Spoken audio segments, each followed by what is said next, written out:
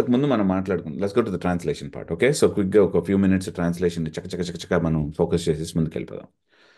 All right. So ఇంతకుముందు మాట్లాడుకున్నాం మనం. Um, ఒక సెంటెన్స్ని నేను మీకు ట్రాన్స్లేషన్ చేయడానికి ఇచ్చాను ఇంతకుముందు. జ్ఞాపకం ఉందా ఏ సెంటెన్స్ని ఇచ్చాను? ఒకవేళ లేకపోతే జ్ఞాపకం చేస్తాను. సో మీరు క్విక్గా మీ మీ పెన్ను పేపర్ తీసుకొని ఇంగ్లీష్లో రాసేసుకోండి టకటకమని. It's raining cats and dogs. It's raining cats and dogs. It is raining cats and dogs అనేది రాసుకొని మీరు తెలుగులో తర్జుమా చేయండి, దాన్ని తెలుగులో ట్రాన్స్లేషన్ చేయండి. చూద్దాం ఎలా చేస్తారు. సో ఎదురుగా మనకు కూర్చున్నారు మన చిన్నపిల్లలు, మన ఇంట్లో చిన్నపిల్లలు ఉన్నారు. ఓకే, సో ఆ చిన్నపిల్లలకి మనం చెప్పడానికి ప్రయత్నించాం. ఇట్లా చెప్పగానే డు దే గెట్ ఇట్. వర్షంలో కుక్కలు పిల్లులు పడుతున్నాయి. ఇంకొకళ్ళు it is raining. So in the rain అన్నాను నేను, అది కూడా అనలేదు. అంటే నేనేమంటున్నానంటే I hope you are sensing the the difficulty of translation. మీలో కొంతమంది నేను చెప్పినటువంటి మాటకి చాలా క్లోజ్గా ఉండాలని ప్రయత్నించారు. అందుకని కుక్కలు పిల్లులు ఇన్సర్ట్ చేశారు, దాన్ని వదలట్లేదు మీరు.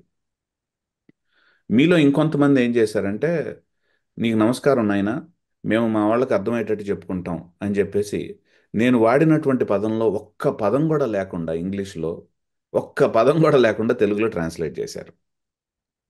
సో కదా, this is what the translation philosophies are about. ఎందుకు ఇంగ్లీష్లో మనకి ఇన్ని వర్జన్స్ ఉన్నాయి అంటే జాకిర్ నాయక్ లాంటి వాళ్ళు ఏమంటారంటే వాక్యం మారిపోయింది అంటే నత్తి నత్తి పదం వేసుకొని మనం మాట్లాడాలంటే చాలా కష్టం. ఆయనలాగా జాకిర్ నాయక్ లాగా మాట్లాడలేం కాబట్టి మాలో చెప్తాను.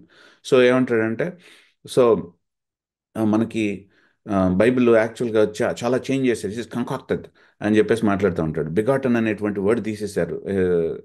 ఏవేవో మాట్లాడతారు వీళ్ళు. సో మన వాళ్ళకు కూడా తెలీదు. ఆ తర్వాత చాలామంది ఫేస్బుక్ అంటే అసలు ఫేస్బుక్, వాట్సాప్ యూనివర్సిటీస్ని మించినటువంటి యూనివర్సిటీస్ లేవేమో అనిపిస్తుంది ఇప్పుడు. ఎందుకంటే మన వాళ్ళు ఎక్కువగా నేర్చుకునేది ఈ యూనివర్సిటీస్ నుంచే. సో ప్రైమ్ మినిస్టర్ గారి నుండి యాక్చువల్గా బీజేపీ ఐటీ సెల్ దాకా ప్రతి ఒక్కళ్ళు యాక్చువల్గా ఆ యూనివర్సిటీని నమ్ముకొని వేలాడటం అనేది చాలా బాధాకరం. అయితే ఇక్కడ పాయింట్ ఏంటంటే నేను చెప్పదలుచుకున్నది, వీళ్ళు ఫేస్బుక్లో వాట్సాప్లో చేసేది ఏంటంటే ఎన్ఐవి భ్రష్టు పట్టినటువంటి ట్రాన్స్లేషన్. ఎన్ఐవి దేవుడి పేరుని తీసేసింది. మనం కేజేవి మాత్రమే వాడాలి, కేజేవి మాత్రమే పవిత్రమైనటువంటి ట్రాన్స్లేషన్. ఎంతమంది చూశారు ఇది మనకి వాట్సాప్ ఫే ఫేస్బుక్లో చేసినటువంటిది? ఎంతమంది? చాలామంది చూసాం కదా. ఈరోజు అలాంటివి కొన్ని చూద్దాం. నిజంగా నేను కరెక్టేనా అది అనేది కొన్ని చూద్దాం ఈరోజు. ఓకే, ఎందుకంటే బికాజ్ ఇట్ ఈస్ ఇంపార్టెంట్. మనలో what fact of the matter is మనలో చాలామందికి 99% of the people here we don't know Greek or Hebrew or Aramaic. అవునా? మీరు గ్రీకు, హీబ్రూ, అరమైక్ నేర్చుకుంటేనే బైబిల్ మీకు వస్తుంది అని చెప్పాను అనుకో, అది దేవుని వాక్యాన్ని అవమానించినట్టు అవుతుంది. ఎందుకంటే దేవుని వాక్యం మనకు అర్థం అవటానికి ఇచ్చారు. సో మనకున్నటువంటి ఏకైక ఇదేంటంటే మన చుట్టుపక్కల ఉన్నటువంటి ట్రాన్స్లేషన్స్ చాలామంది కష్టపడి మనకి ట్రాన్స్లేట్ చేసి ఇచ్చినటువంటివే మనకి ఆధారం. ఇప్పుడు ఈ ట్రాన్స్లేషన్స్ మీద ఇలాంటి ఫేస్బుక్, వాట్సాప్ మెసేజ్లు ఒక ట్రాన్స్లేషన్ మీద ఇంకొకటి అలా అలా చేసుకుంటూ వచ్చినప్పుడు దాన్ని ఎట్లా మనం హ్యాండిల్ చేయాలి అనేటువంటిది కూడా మనం అర్థం చేసుకోవాలి. ఏంటంటే we will go to that piece today. Okay, okay, I have used ఈ పర్టికులర్ గ్రాఫ్ని నేను Craig Blomberg and Klein and Hubbard నుంచి తీసుకున్నాను. ఇది మీకు చూడంగానే అమ్మో ఏంటి మా లెక్కల్లో వదిలేసాం అనుకుంటే వీడు హెర్మనోటిక్స్లో కూడా గ్రాఫులు తీసుకొస్తున్నాడని బాధపడుతున్నారు కొంతమంది. సో ఏం పర్లేదు, నేను ఎక్స్ప్లెయిన్ చేయడానికి ఉన్నాను ఇక్కడ. ఓకేనా? సో ఇందులో మీరు చూస్తున్నది ఏంటి? రకరకాలైనటువంటి ట్రాన్స్లేషన్స్ చూస్తున్నారు. కేజేవి ఉంది. కొంతమంది చూడంగానే వెంటనే చంకలు గుద్దేసుకొని అబ్బా చూసారా కేజేవి టాప్ అన్నిటికంటే పైన ఉంది అనుకుంటున్నారు కొంతమంది. అది కాదు, ఇక్కడ గ్రాఫ్ జాగ్రత్తగా వినండి. నేను చెప్పదలుచుకుంది ఏంటంటే బైబిల్లో మనకి తర్జుమా దాంట్లో ఆల్రెడీ మీకు ఇంట్రడ్యూస్ చేసేసాను, అయిపోయింది. మీకు ఏంటంటే కొంతమంది ఒరిజినల్ లాంగ్వేజ్లో ఉన్నటువంటి స్ట్రక్చర్స్కి, ఆ పదాలకి దగ్గరగా ఉండటానికి ప్రయత్నిస్తారు. సో అలాగా చేసేటువంటి తర్జుమాలు కొన్ని ఉన్నాయి. ఒరిజినల్ లాంగ్వేజ్కి ఆ స్ట్రక్చర్కి క్లోజ్గా ఉండాలి అని. ఇంకొంతమంది ఏంటంటే రీడబిలిటీ. రీడబిలిటీ అంటే ఏంటంటే ఏహే ఇవన్నీ కాదా కుండపోత వర్షం అనేస్తే అయిపోతుంది కదా. అదే గీతాంజలి గారు చెప్పినట్టుగా భయంకరంగా పడుతుంది వర్షం అంటే అర్థమైపోతుంది కదా అని రీడబిలిటీ మీద ఫోకస్ చేసేటువంటి వాళ్ళు, క్లారిటీ అంటే అర్థం అవుతుంది దాని మీద ఫోకస్ చేసేవాళ్ళు, రీడర్స్ పర్స్పెక్టివ్ నుంచి తర్జుమా చేసేటువంటి వాళ్ళు. ఎక్కడా కూడా ఒరిజినల్ లాంగ్వేజ్లో ఉన్నటువంటి సెన్స్ని మార్చట్లేదు వీళ్ళు, అంటే ఒరిజినల్గా థాట్ని మార్చట్లేదు. ఆ థాట్ని మనకి మన భాషలో ఇవ్వడానికి ప్రయత్నిస్తున్నారు. సో ఇవి రెండు రెండు ఎడ్జెస్ ఇవి. ఓకే, ఒక ఎడ్జ్ ఏంటంటే ఒరిజినల్ లాంగ్వేజ్కి దగ్గరగా ఉండటం. రెండవది ఎడ్జ్ ఏంటంటే రీడర్ రీడర్ యొక్క థాట్ ప్రాసెస్కి దగ్గరగా ఉండటం. ఈ రెండు. సో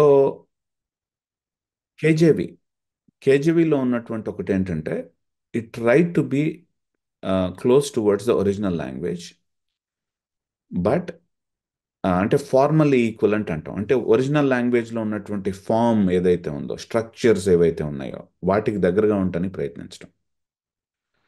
బట్ ఇందులో ఉన్నటువంటి ఇంకొకటి ఏంటంటే కేజీవీలో ఉన్న ఇంకొక ప్రాబ్లం ఏంటి, దిస్ గుడ్ కానీ ఒక ఫస్ట్ బ్యూటీ చెప్తాను ఏంటంటే అద్భుతమైనటువంటి ఇంగ్లీష్లో రాశారు దాన్ని. ఇట్స్ అదొక కళాఖండం నిజం చెప్పాలంటే. It's a beautiful master piece.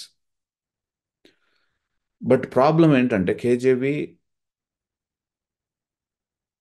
ఒక 500 సంవత్సరాల క్రితం వాడబడినటువంటి ఇంగ్లీష్లో రాశారు దాన్ని.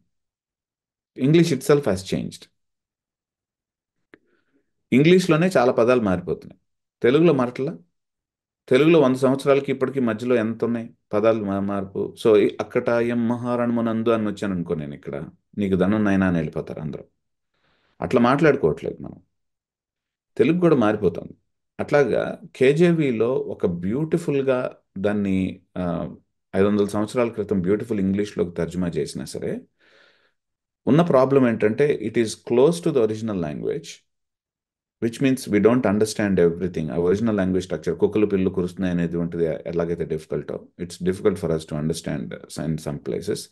రెండో ప్రాబ్లం ఏంటంటే కేజేవిలో ఇట్స్ ఆల్సో ఆర్కేయిక్ ఇంగ్లీష్లో, అంటే ఇంతకు ముందు ఉన్నటువంటి ఇంగ్లీష్లో మాట్లాడటం, ఇంగ్లీష్లో దాన్ని తర్జుమా చేయటం.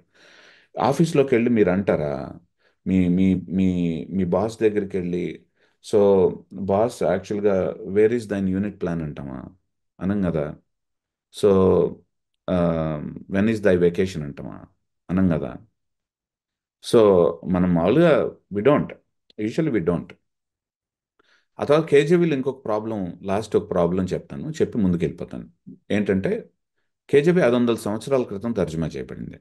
500 సంవత్సరాల క్రితం మనకున్నటువంటి మేనస్క్రిప్ట్స్ ఏవైతే ఉన్నాయో, అంటే బైబిల్ని మనం కాపీ చేశారు కదా చాలామంది, సంఘ చరిత్రలు చాలామంది కాపీ చేసుకుంటూ వచ్చారు కదా. కేజేవి తర్జుమా చేసినటువంటి కేజేవిని తర్జుమా చేయడానికి వాడినటువంటి మేనస్క్రిప్ట్స్ అన్నీ కూడా లేట్ 6వ శతాబ్దం తర్వాత నుంచి వచ్చినటువంటివే. కేజేవి తర్జుమా చేసిన తర్వాత లాస్ట్ 500 సంవత్సరాల్లో మనకి మొదటి 300 సంవత్సరాలు, సంఘ చరిత్రలో మొదటి 300 సంవత్సరాలు అంటే యేసుప్రభు శిష్యులు వెళ్ళిపోయిన తర్వాత కాపీ చేసినటువంటివి కూడా 2వ శతాబ్దం నుంచి, 3వ శతాబ్దం నుంచి, 4వ శతాబ్దం నుంచి ఉన్నటువంటి మేనుస్క్రిప్ట్స్ మనకు దొరికినాయి. సో అన్ఫార్చునేట్లీ కేజేవి ట్రాన్స్లేటర్స్కి అది అందుబాటులో లేదు. అది అందుబాటులో లేకపోవటం వలన తర్వాత వచ్చినటువంటి ట్రాన్స్లేషన్స్కి ఒక ఎడ్జ్ ఉంది. ఏంటంటే చాలా కాపీస్ ఉన్నాయి. ఇప్పుడు దాదాపు మనకు 5,800 గ్రీక్ మేనుస్క్రిప్ట్స్ ఉన్నాయి ఇప్పుడు మనకి అవైలబుల్ 2021 సంవత్సరంలో. సో ఎక్కడైనా కాపీయింగ్లో ఒకడు పొరపాటు చేస్తే, ఒక 10 మంది పొరపాటు చేస్తే మిగిలినటువంటి 90 ఉన్నాయి మన దగ్గర. అది కూడా డిఫరెంట్ లొకేషన్స్ నుంచి చేసినటువంటివి. ఒకే ప్లేస్లో ఒకే రూమ్లో కూర్చొని ఒక కాపీ పెట్టుకొని ఒక 10 మంది 10 మంది తర్జుమా చేశారండి. హైదరాబాద్లో ఒక కాపీని 10 మంది తర్జుమా చేశారు, రమేష్ వాళ్ళ ఇంట్లో కూర్చొని, లేకపోతే ప్రకాష్ వాళ్ళ ఇంట్లో కూర్చొని. ఇక్కడ విస్కాన్సన్లో మా ఇంట్లో ఇంకొక 5గురు చేశారు అనుకుందాం తర్జుమాని. ఇప్పుడు రమేష్ వాళ్ళ ఇంట్లోనూ తర్వాత ప్రకాష్ వాళ్ళ ఇంట్లోనూ చేసినటువంటి తర్జుమా ఒక ఒక ఒక కాపీ నుంచే కాపీ కొట్టారు వాళ్ళందరూ కూడా. వాళ్ళు మిస్టేక్ చేస్తే ఒకవేళ ఆ కాపీలో కనుక ప్రాబ్లం ఉంటే అందరూ అదే మిస్టేక్ని రిపీట్ చేస్తున్నారు. ప్లస్ ఇంకొకటి ఏంటంటే వాళ్ళు కూడా కొత్త మిస్టేక్స్ని చేస్తారు. ఎందుకంటే అన్ని అన్ని పదాలు రాయాలంటే కష్టం కదా, ఎక్కడొక్కడ తప్పులు జరుగుతుంటాయి. సో ఇప్పుడు నా దగ్గర ఉన్నటువంటి కాపీ అవైలబుల్గా ఉందనుకోండి, అప్పుడు ఏంటంటే వాళ్ళు ఎక్కడ పొరపాట్లు చేశారనేది కంపేర్ చేసుకునే అవకాశం ఉంది మనకి. ఓహో, అదే సంగతి. ఇక్కడ ఆ, వీళ్ళు రాసినటువంటి దాంట్లో అండ్లో డి ఎగరగొట్టేశారా, అందుకనే యాన్ అని వచ్చింది అక్కడ. లేకపోతే ఈ అండ్లో ఎన్డి ఎగరగొడటం వలన ఏ అయింది అది అనేది మనం ట్రాన్స్లేషన్స్లో మనం కంపేర్ చేసుకోవటం వలన అర్థమయ్యేటువంటి అవకాశం ఉంది.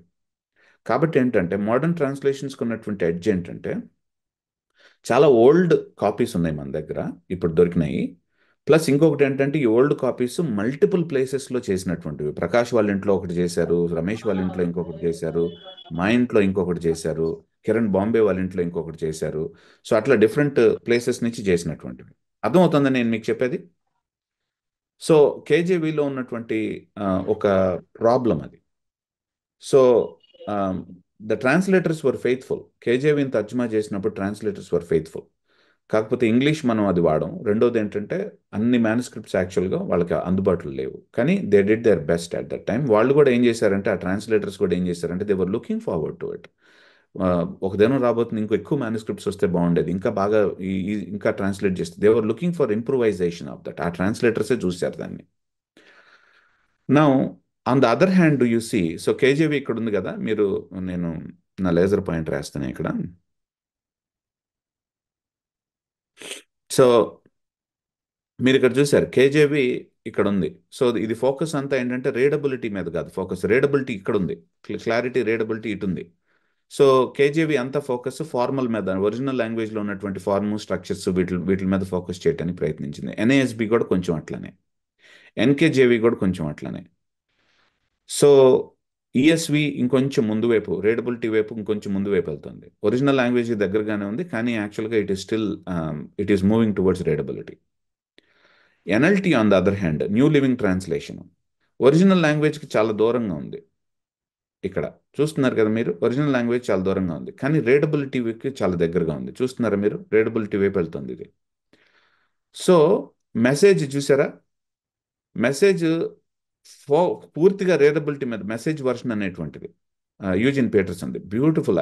I really like it's not a translation at all, it's a paraphrase అంటాం దాన్ని. అందుకని ఎప్పుడైనా మనం బైబిల్లో థాట్ని చదువుకోవాలంటే మనం మెసేజ్ ఓపెన్ చేసి చదువుతాను. యాక్చువల్గా రోమన్స్ని చదవాలంటే నా పిల్లలతో నేను, మా ఇద్దరు కూతుళ్ళతో కూర్చొని నేను మా భార్య మెసేజ్ వర్షన్ చదువుతున్నప్పుడు, డాడీ అసలు భలే ఉంది డాడీ అన్నారు వాళ్ళు. They really like it. Ramesh, you also enjoyed it? Yeah, మెసేజ్లో చాలా బ్యూటిఫుల్గా ఆ మీనింగ్ కన్వే చేయడానికి పారాఫ్రేజ్ చేసి పారేస్తారు వాళ్ళు. Okay, but we need not we don't need a paraphrase, we need a translation, right? So paraphrases are good, sometimes we really need to read that, but we need a, అందుకని ఈ రెండింటికి మధ్యస్థంగా ఉన్నటువంటి translations కొన్ని ఉన్నాయి. వీటిని ఏమంటారంటే NIV for example optimally equivalent translation అంటాం. అంటే ఏంటంటే మేము ఒరిజినల్ లాంగ్వేజ్కే దగ్గరగా ఉంటామండి అనరు వాళ్ళు, లేకపోతే మా క్లారిటీ ఇంపార్టెంట్ అండి అనరు. అంటే ఒకదాని మీద ఇంకొకటి ప్రయారిటీ పెట్టడానికి ఇష్టపడరు. ఎన్ఐవి వాళ్ళు ఏం చేస్తారంటే, ఎక్కడైతే ఇంగ్లీష్లో ఒరిజినల్ లాంగ్వేజ్కి దగ్గరగా ఉండి కూడా ఇంగ్లీష్లో దాన్ని క్లియర్గా చెప్పగలరో అక్కడ వాళ్ళు యాక్చువల్గా ఒరిజినల్ లాంగ్వేజ్ దగ్గరగా ఉండడానికి ప్రయత్నిస్తారు. ఎక్కడైతే ఒరిజినల్ లాంగ్వేజ్లో దగ్గరగా ఉంటే ఇంగ్లీష్లో అసలు ఏం అర్థం కాదురా మనకి బూడిదే అనిపిస్తుందో, వాళ్ళు అక్కడ ఏం చేస్తారంటే క్లారిటీ వైపు వెళ్తారు. అందుకనే ట్రాన్స్లేషన్ ఫిలాసఫీలో మొత్తం మీద క్లారిటీకి పెద్దపీట వేయటము, లేకపోతే ఒరిజినల్ లాంగ్వేజ్ దగ్గరగా ఉండటానికి పెద్దపీట వేయటం అనేది ఉండదు. So they they really focus on ఎక్కడైతే ఏది నీడో అది. అందుకనే దాన్ని ఆప్టిమల్లీ ఈక్వలెంట్ ట్రాన్స్లేషన్ అంటాం. ఒకటి ఫార్మల్లీ ఈక్వలెంట్ ట్రాన్స్లేషన్, కేజేబి, ఎన్ఏఎస్బి ఇట్లాంటివన్నీ. ఇంకొకటి డైనమికల్ ఈక్వలెంట్ ట్రాన్స్లేషన్స్ కొన్ని ఉంటాయి, అంటే క్లారిటీకి పెద్దపీట వేసేటువంటివి. ఈ రెండింటికి మధ్యస్థంగా ఉండేటువంటి వాటిని మనం ఆప్టిమల్లీ ఈక్వలెంట్ ట్రాన్స్లేషన్స్ అంటాం. అర్థమైంది కదా ఇక్కడ దాకా? Everything we understood so far. So ఇక్కడ ఒక బ్యాడ్ ప్రెస్ ఒకదాన్ని నేను హ్యాండిల్ చేయడానికి ఇష్టపడుతున్నాను. Okay, so think about this. అంటే కేజేవి ఎన్ఐవి ఏదో అన్యాయం చేసేసింది, ఎన్ఐవి అసలు దేవుని నామాన్ని తీసేసింది యాక్చువల్గా అనేటువంటిది వాట్సాప్లో పంపించేటువంటి వాళ్ళకి ఒక ఒక మాట చెప్పడానికి ఇష్టపడుతున్నాను నేను ఇక్కడ. సో ఎవరన్నా సరే యూదా రాసినటువంటి పత్రిక 25వ అధ్యాయంలో, 25వ అధ్యాయం అంటున్నా మొహం, 25వ వచనం, ఎందుకంటే యూదాలో ఒకటే కదా ఉంది అధ్యాయం. సో 25వ వచనాన్ని ఎవరన్నా, ఒకళ్ళేమో కేజేవిలో చదవండి, ఒకళ్ళేమో కొట్టేశారా తెలుగులో అప్పుడే నేను చెప్పకుండానే. సో చదవండి, తెలుగులో కూడా చదవండి, ఎందుకు మొదలు పెట్టాం కదా దాన్ని ముగిద్దాం. తొట్టిల్లకుండా మిమ్మల్ని కాపాడుటకును తన మహిమ ఎదుట ఆనందముతో మిమ్మను నిర్దోషులనుగా నిలవబెట్టుటకును శక్తిగల మన రక్షకుడైన అద్వితీయ దేవునికి మన ప్రభువైన యేసుక్రీస్తు ద్వారా అధికారము యుగములకు పూర్వమును ఇప్పుడును సర్వ యుగములను కలుగును గాక. ఆమేన్. చూసారా అక్కడ, జాగ్రత్తగా వినండి, జాగ్రత్తగా వినండి అక్కడ. సో శక్తి గల మన అద్వితీయ దేవునికి మన ప్రభు అయిన యేసుక్రీస్తుకి అన్నాడు కదా అక్కడ, అంతేనా అంది? Yeah. Yeah, to the only God our Savior be glory, majesty, power, and authority through Jesus Christ our Lord before all ages, now and forevermore. Amen. అది ఏ వర్షను మీరు చదువుతుంది?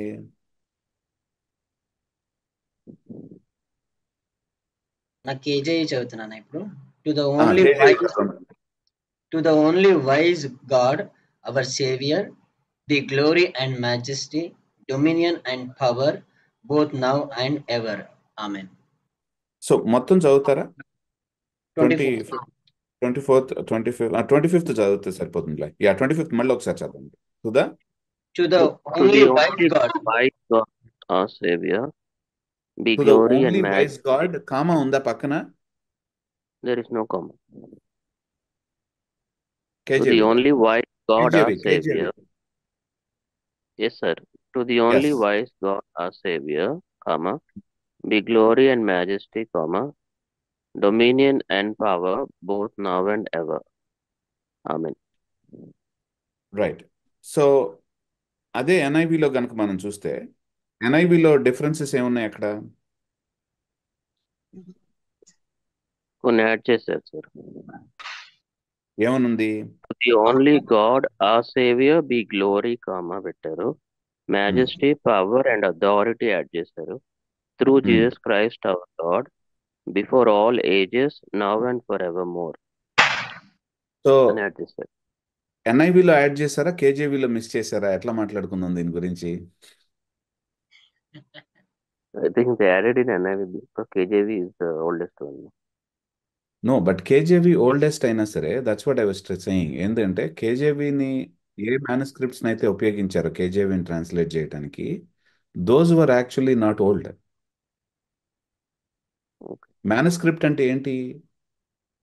గ్రీక్లో కాపీ కొట్టినటువంటి కాపీ ఉంటాయి కదా, అంటే ఒరిజినల్గా రాసినటువంటివి మనకు లేవు ఇప్పుడు. అపాసల్స్ రాసినటువంటి మెటీరియల్ లేదు మన దగ్గర ఇప్పుడు. ఎందుకు? ఆ మెటీరియల్ ఉండటానికి ఆస్కారం కూడా లేదు, చినిగిపోతాయి, చదలబడతాయి, ఇట్లా ఉంటాయి కదా. So all we have is copies. వాళ్ళు రాసినటువంటి దాన్ని చాలా పద్ధతిగా కాపీస్ చేసిన తర్వాత ఆ కాపీసే మన దగ్గర ఉంది. అలాంటివి మన దగ్గర ఒక 5,800 ఉన్నాయి అనుకోండి ఫర్ ఎగ్జాంపుల్, గ్రీక్వే. ఇంకా ఎక్కువే ఉన్నాయి యాక్చువల్గా. So I'm reducing the number there. కానీ నేనేం చెప్తున్నానంటే, KJV actually is KJV is depending on the ones actually that are latest, that are actually not that old. So ఇంకొక మాట నేను చెప్తున్నాను, ఎవరు యాడ్ చేశారు ఎవరు తీశారు అనేటువంటిది. జాన్ 1:18 కూడా ఒకసారి చదువుదాం, రెండిట్లో, KJV and and and first కేజేవిలో చదువుదాం, తర్వాత ఎన్ఐవిలో చదువుదాం. జాన్ 1:18 జాగ్రత్తగా వినండి చదివేటప్పుడు. I should have focused. ఒక నిమిషం ఉండండి, నేను ఒక పని చేస్తాను. నేనే యాక్చువల్గా నా స్క్రీన్ మీద ఓపెన్ చేసి పెడతాను, అప్పుడు మీకైతే ఈజీగా ఉంటుంది చూడటానికి. ఇది ఎందుకంటే మనం అంత మంచి విన్నర్స్ కాదు కదా.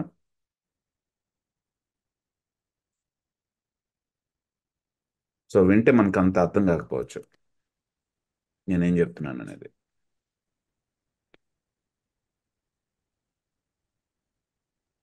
Okay, so I brought it up once again. Let me see this. All right. Master ఏది కనిపిస్తుందా మీకు ఇప్పుడు ఇది? సో నేను జూమ్ కేజేబీని ఒకసారి చూస్తున్నాను. ఓకే, ఇది ఓకే. కొంచెం పెద్ద జైనా. yes sir, you need to zoom it, you cannot see it okay. clearly. So no man has seen God at any time, the only begotten.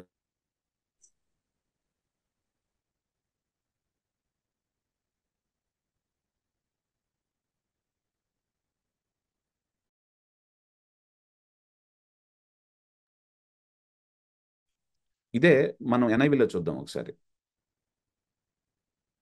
No one has ever seen God, but the one and only Son, who is himself God and is in the closest relationship with the Father, has made him known. ఈ రెండిటికి మధ్యలో ఉన్నటువంటి difference ఏంటి?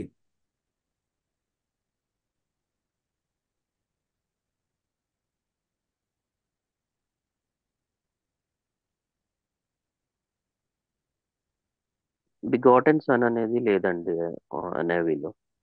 Okay, the one and only son అని ఉంది. KJV they said begotten son. కేజేవిలో begotten ఉంది. ఇంకా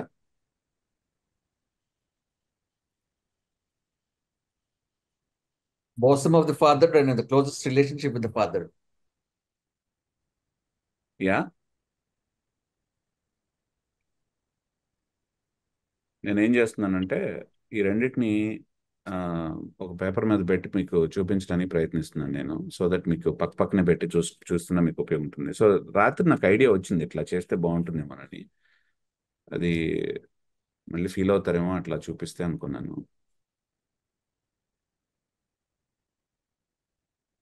ఓకే, రీడర్ ఇంకా క్లియర్ గా అర్థం అవటం కొంచెం డీటెయిల్స్ యాడ్ చేసినట్టు అనిపిస్తుంది. ఇప్పుడు హూ చూద్దాం. ఇస్ హిమ్సెల్ఫ్ గాడ్ అని కూడా ఉందండి. Yeah, that's the Jesus point himself. actually I want us to get. So no one has ever seen God. పైన ఉన్నది కేజేవి, సారీ పైన ఉన్నది ఎన్ఐవి, కింద ఉన్నటువంటిది KJV. Okay, No one had seen God at any time. And at some point of time, somebody must have seen him type. yeah, no one has seen God at any time. Okay, so they are actually adding, okay, no one has seen God at any time. Okay, so NIV is like no one has ever seen God, which is okay. ఎందుకంటే at any time అనేటువంటిది probably people Americans don't use it. Any time అనేటువంటి దానికంటే ever seen God simplify, they probably simplified it. Okay, which is okay, the meaning is not changing here. ఈ రెండిట్లో no one has ever seen God అన్నా సరే, no one has seen God at any time అన్నా సరే ఒకటే. So the only begotten son అనేటువంటిది మారింది, ఎందుకంటే ద ఓన్లీ బిగాటన్ సన్ అని కాస్త the one and only son అని అంది ఎన్ఐవి. ఆ తర్వాత ఈ పీస్ చూడండి, ఇక్కడ హూ ఈజ్ హిమ్సెల్ఫ్ గాడ్ అనేటువంటిది ఎన్ఐవిలో ఉంది. కేజేబీలో ఏం చేశారు దాన్ని? లేదు అసలు. కేజేబీలో లేదు అది. సో టూ బిగ్ చేంజెస్ మనకు కనిపించినాయి. మనకి ఏంటంటే హూ ఈజ్ హిమ్సెల్ఫ్ గాడ్ అనేటువంటిది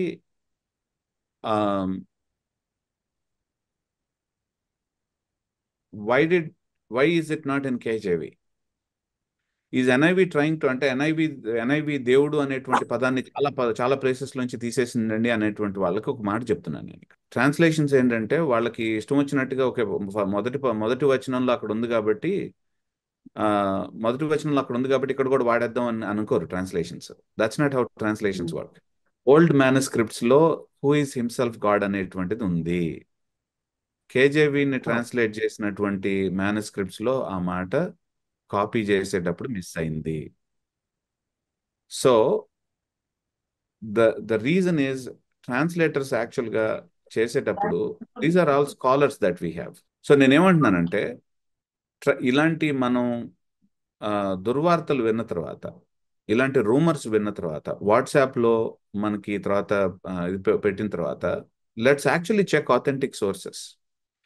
ఎందుకు పలానా చోట నుంచి పలానా పదాన్ని తీసేశారు, పలానా ట్రాన్స్లేషన్లో ఎందుకు మిస్ అయింది, ఎందుకంటే ఇది మనం చెక్ చేయకపోతే జాకిర్ నాయక్ ఎంతమంది క్రిస్టియన్స్ ని ముస్లిమ్స్ కింద కన్వర్ట్ చేశాడో తెలుసా? బిగాటన్ అనేటువంటి వర్డ్ తీసేశారనే అనేది చూపించి.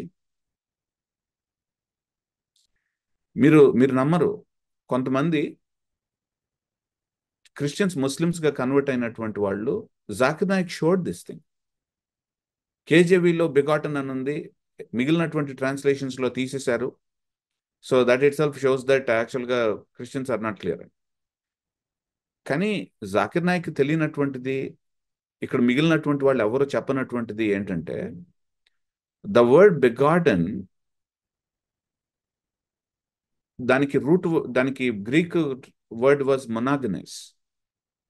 మొనాగనెస్ అనేటువంటి వర్డ్ని అప్పట్లో మనకు ఉన్నటువంటి గ్రీక్ నాలెడ్జ్ మీద బేస్ చేసుకొని దే థాట్ యాక్చువల్గా గెన్నావు అనేటువంటి పదం నుంచి వచ్చింది, అంటే ఏంటంటే బర్త్ అనేటువంటి పదం నుంచి వచ్చింది కాబట్టి బిగాటన్ అని అర్థం అనుకున్నారు దానికి.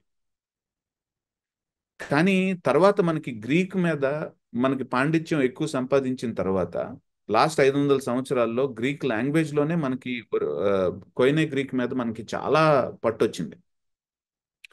చాలా పట్టొచ్చిన తర్వాత వాళ్ళు ఏం చేశారంటే మొనాగనెస్ అనేటువంటిది ఓరి మీ తుంపల దగ్గర. సో మొనాగనెస్ అనేటువంటిది గెన్నవ నుంచి రాలేదా? జీన్ అనేటువంటి పదం ఏదైతే మనకి జీన్స్ అని వాడుతున్నాం, ఈరోజు మనం జీన్స్ అని వాడుతున్నాం. జీన్స్ ప్యాంట్ కాదు, మీకు మాకు సేమ్ జీన్స్ ఉంటాయి అంటాం కదా, అది ఆ జీన్స్ అనమాట. ఆ జీన్స్ అని వాడుతున్నాము, దాని నుంచి వచ్చిందనమాట అని చెప్పేసి ట్రాన్స్లేటర్స్ ఏం చేశారంటే నవ్ వి నో అండర్స్టాండ్. అంటే అర్థం ఏంటంటే God loved the world so much that he gave his son who has the same genes like him, who has the same nature like him. He is unique. He is unique. There is no one like him. అది చెప్తుంది. Begotten అనేటువంటి మాట కాదు అక్కడ చెప్తుంది. It is talking about యాక్చువల్గా unique son. మనం అందరం కూడా దేవునికి కుమారులుగా కుమార్తెలుగా చేయబడినా సరే we are very different and he is very different. We can never be like Jesus.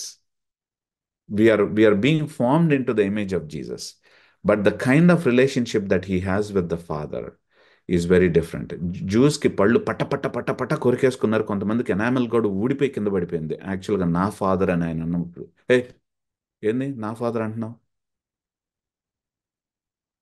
They didn't like him. He is really telling them the truth.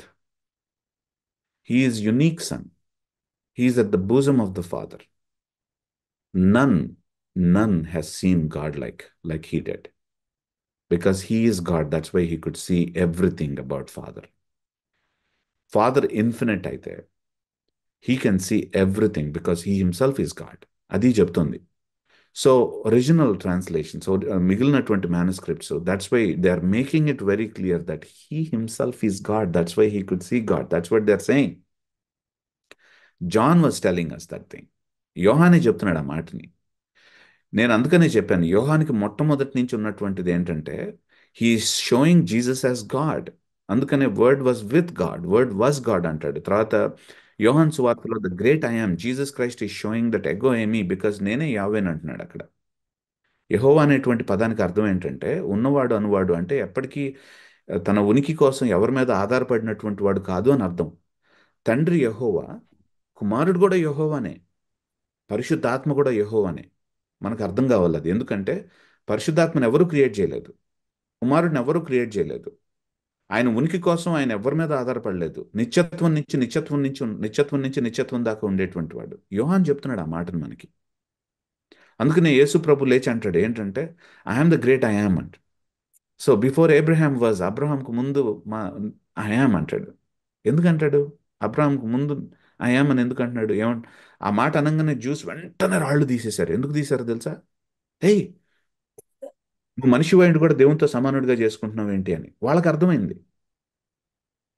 వాళ్ళకి ఇమీడియట్గా అర్థమైపోయింది ఏం మాట్లాడుతున్నాడు. ఒరిజినల్ ఆడియన్స్ జ్ఞాపకం ఉందా నేను చెప్పేది? వాళ్ళకి ఏం అర్థమైంది అనేది. This is where we need to see. అందుకనే don't believe in the rumours. మీకు కేజేవి అర్థమైతే అందులో మెమరైజేషన్ చేసుకుంటే మంచిదే. నేను కేజేవి చదువుతాను, ఈఎస్వి చదువుతాను, ఎన్ఐవి చదువుతాను. బైబిల్ స్టడీ తీసుకునేటప్పుడు నేను యాక్చువల్గా అన్ని వర్షన్స్ నా ముందు పెట్టుకొని చదువుతాను. ఎందుకంటే కేజేవి ట్రాన్స్లేటర్సే ఒకవేళ బతికుండుంటే వాళ్ళు నా పక్కన కూర్చొని కేజేవి చదివావు మేము చాలా కష్టపడ్డాం కానీ ఈ తర్జుమా కొంచెం బాగా చేసినట్టున్నారు ఒకసారి చూడు దాన్ని కూడా అని చెప్పుండేవాళ్ళేమో నాకు ఈరోజు. కానీ మనలో ఉన్నటువంటి కొంతమంది నికృష్టపు బుద్ధి ఉన్నటువంటి వాళ్ళు ఏం చేస్తారంటే కేజేవిని యాక్చువల్గా అందలాన్ని ఎక్కించి ఇదే దేవుని వాక్యంతో సమానం చేసేసి మన వాళ్ళు ఏం చేస్తారంటే ఇంక దేన్ని చదవకూడదని చెప్పేసి పటపటా కొరికేసుకొని పళ్ళు వాట్సాప్లో వాళ్ళకి ఇష్టమైనటువంటిది వాళ్ళకి ఇష్టమైనటువంటి మెసేజ్ కనిపించగానే అది ఇందులో సత్యం ఉందా అసత్యం ఉందా అనేటువంటిది గమనించకుండా ఇష్టం వచ్చినట్లు అబద్ధాన్ని ఫార్వర్డ్ చేసేసుకొని ఏం చేస్తున్నారంటే ultimately they are denting actually the understanding of the scripture in the church. సంఘంలో చాలా చక్కగా వాక్యాన్ని చదువుకుని అర్థం చేసుకునేటువంటి వాళ్ళకి సొట్టలు పెడుతున్నారు వీళ్ళు తీసుకొచ్చి. నేను అందుకనే ఫిలాసఫీస్ని చెప్పాను. కొంతమంది ట్రాన్స్లేటర్స్ ఒరిజినల్ లాంగ్వేజ్కి దగ్గరగా ఉండటానికి ఆ ఫిలాసఫీని పెట్టుకొని ఉన్నారు. వాళ్ళు కూడా మనకు అవసరమే, అది కూడా మనకు అవసరమే. కొంతమంది యాక్చువల్గా క్లారిటీ వైపు మనకున్నారు. పారాఫ్రేజ్ అనేటువంటిది పారాఫ్రేజ్ మాత్రమే, ట్రాన్స్లేషన్ కాదు. మెసేజ్, జేబీ ఫిలిప్స్ ఇవన్నీ కూడా పారాఫ్రేజెస్ మాత్రమే, ట్రాన్స్లేషన్స్ కాదు అవి. అది మనం అర్థం చేసుకోవాలి. So we need to really have as many translations as possible. Bible study తీసుకునేటప్పుడు ఎందుకు ఈ పదాన్ని ఇట్లా చేశారు, ఓ ఒరిజినల్ లాంగ్వేజ్లో ఇట్లా ఉందా, దీనికి అర్థం ఇదా, okay now I understand now ఎందుకు ఇట్లా వాడారు అనేటువంటిది. This is this is what we need to endeavour. Don't believe in non sense when you get a WhatsApp ni కానీ I am personally in touch. I know personally people who are involved in the translation committees. KJV వాళ్ళు నాకు తెలీదు, ఎందుకంటే వాళ్ళు చచ్చిపోయారు కాబట్టి. నేను అంత ఓల్డ్ కూడా కాదు కాబట్టి.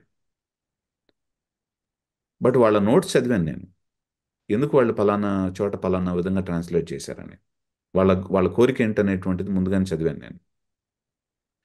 But I know NIV, ESV, ఈ ట్రాన్స్లేషన్ కమిటీస్లో ఉన్నటువంటి వాళ్ళు పర్సనల్గా తెలుసు నాకు. ఐ ఏట్ డిన్నర్, వాళ్ళు మా ఇంటికి వచ్చారు, మేము మాట్లాడుకున్నాం. సో సాయి సారీ నేను ఇంటరప్ట్ చేస్తే ఎస్ అన్న.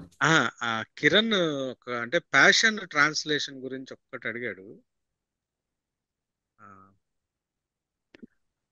I haven't heard about that, Anna, honestly. అంటే I can take a look at it.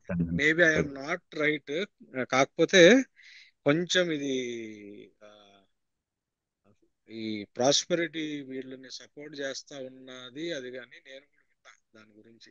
Word of faith movement కి సంబంధించిన ఆ ఓరియంటేషన్ లో ఉన్నది ట్రాన్స్లేషన్ అని. అంటే ప్యాషన్ అనేటువంటిది ట్రాన్స్లేషనా లేకపోతే ప్యాషన్ అనేటువంటిది, ఇప్పుడు ఫర్ ఎగ్జాంపుల్ యాంప్లిఫైడ్ బైబిల్ అని ఉందన్న. ఇప్పుడు యాంప్లిఫైడ్ బైబిల్ అనేటువంటిది ట్రాన్స్లేషన్ లా కాదు అది. ఇప్పుడు యాంప్లిఫైడ్ బైబిల్లో ఏముంటుందంటే, ఫర్ ఎగ్జాంపుల్ ఒక ఉదాహరణ చెప్తాను నేను.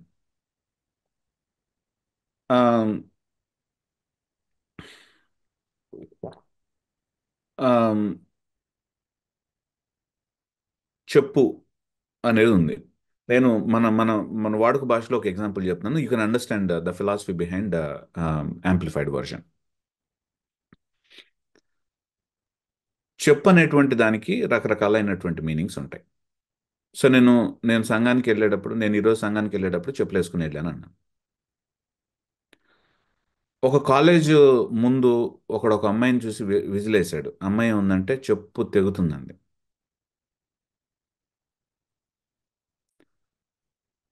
రమేష్ చెప్పు అన్నాను, తొందరగా చెప్పు అన్నాను. ఈ మూడు ఒకే శబ్దాలని ఒకే పదాలను వాడుతున్నాయి, అవునా? చెప్పు అనేటువంటిదే వాడుతున్నాయి. మొదటి దాంట్లో నేను నిజంగానే చెప్పు గురించి మాట్లాడుతున్నాను, వేసుకునేటువంటి చెప్పు గురించి మాట్లాడుతున్నాను. రెండవ దాంట్లో మొహం వాచిపోతేటట్టు కొడతానని చెప్పడానికి చెప్పు అని మాట్లాడింది.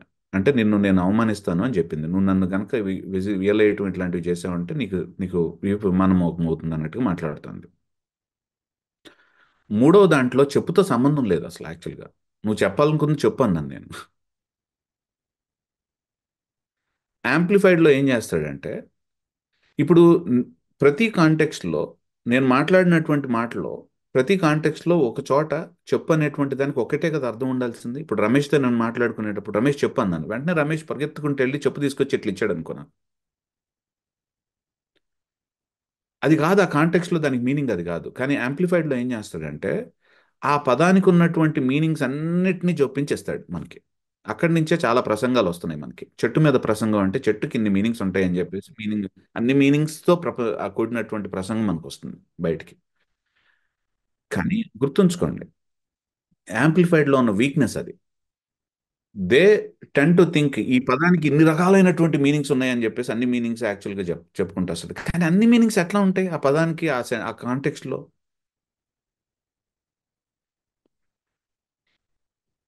సో అన్ని పాసిబిలిటీస్ ఎట్లా ఉంటాయి? ఇట్ డజంట్ మేక్ సెన్స్ యాక్చువల్గా కదా. సో యాంప్లిఫైడ్లో ఉన్నటువంటి వీక్నెస్ అది. ఆంప్లిఫైడ్ క్లాసిక్ కూడా వచ్చింది సార్ ఇప్పుడు. Yeah, so I haven't read that yet Kiran. I may have to look into all this. Uh, I think I need to start looking at translations more now. నేను కూడా passion చూడలేదు, విన్నాను అంతే. Yeah. Almost 74 translations ఉన్నాయండి ఇప్పుడు. Sorry to interrupt అన్న, passion లో అన్ని లేవు. న్యూ టెస్ట్మెంట్ ఉంది. There are some portions of new testament available. మీరు చెప్పినట్టు సమ్ ఎగ్జార్బిటెంట్ లైక్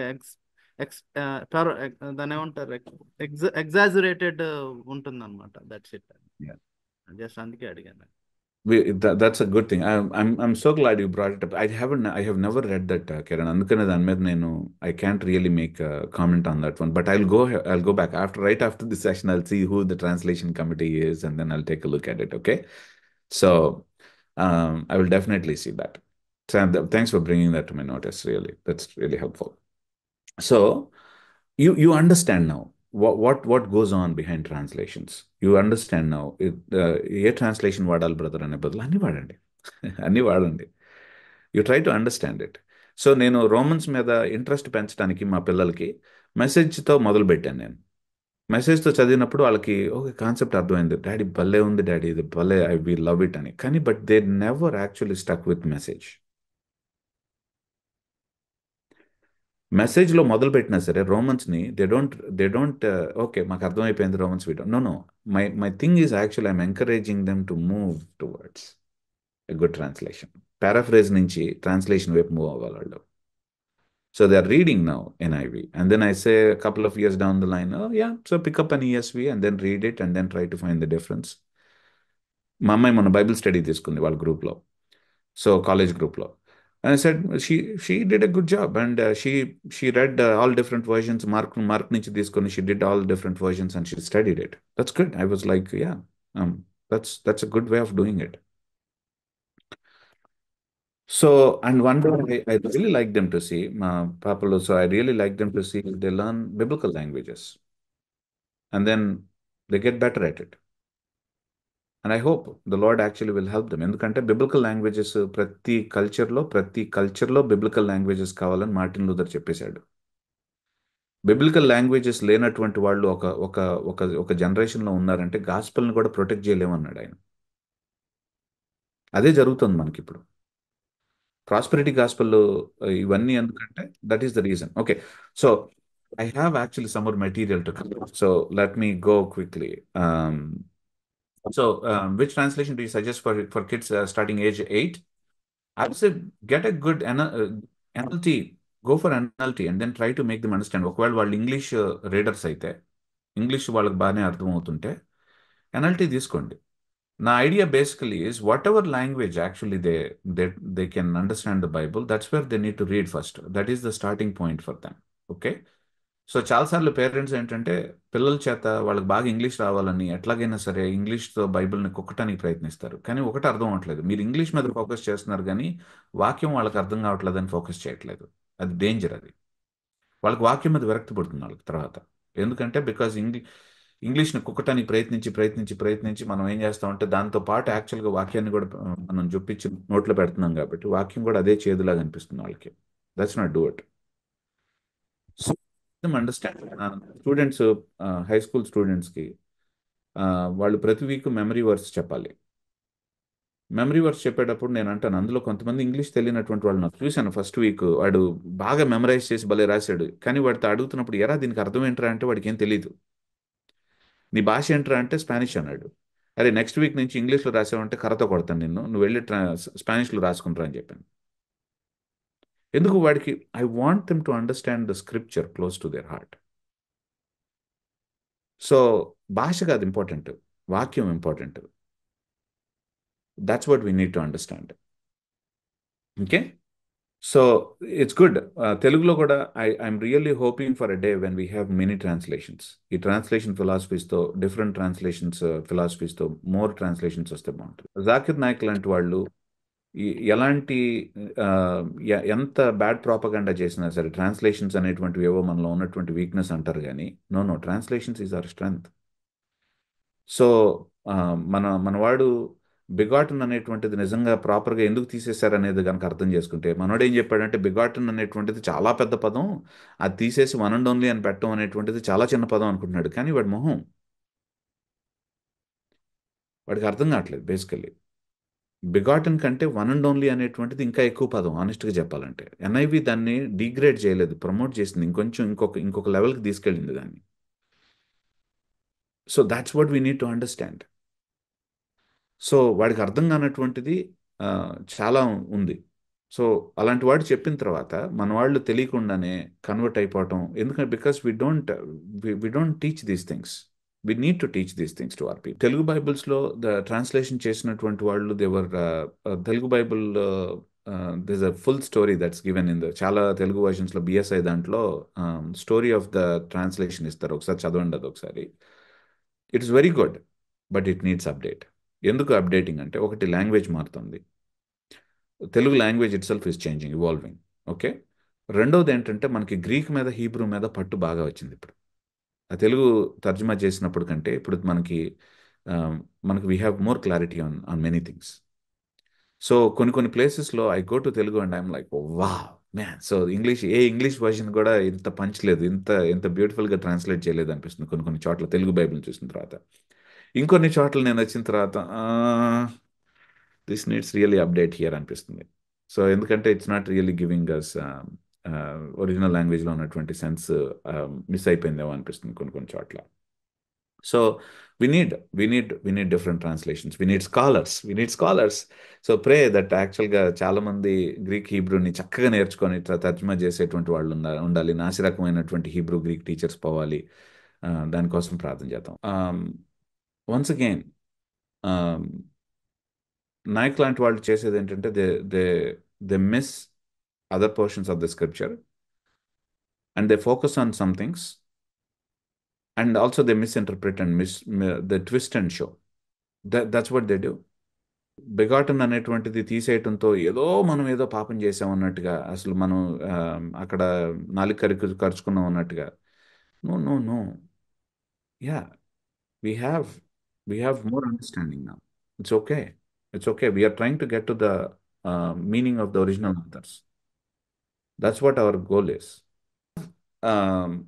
మనం బైబిల్ స్టోరీ లైన్, బైబిల్లో నేరేటివ్స్ని మనం చదివేటప్పుడు మనం అర్థం చేసుకోవాల్సిన మ్యాటర్ ఏంటంటే, బైబిల్ మొత్తానికి ఒక స్టోరీ ఉంది. 3 levels of narrative, 3 levels of story మనం మనసులో పెట్టుకోవాలి. ఇది మనసులో కనుక పెట్టుకోకపోతే మనం పప్పులు వేస్తాం, అన్నిట్లో కాలేసేస్తాం. బైబిల్ని అర్థం చేసుకునేటప్పుడు ఎట్లాగో చెప్తాను.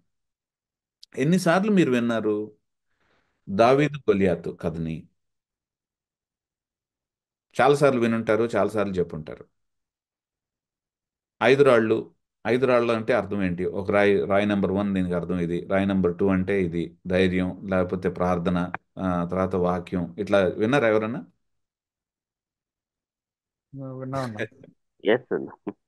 సో అది చెప్పిన తర్వాత దానిని అప్లికేషన్ కూడా మన వాళ్ళకి ఎట్లా చెప్తారంటే,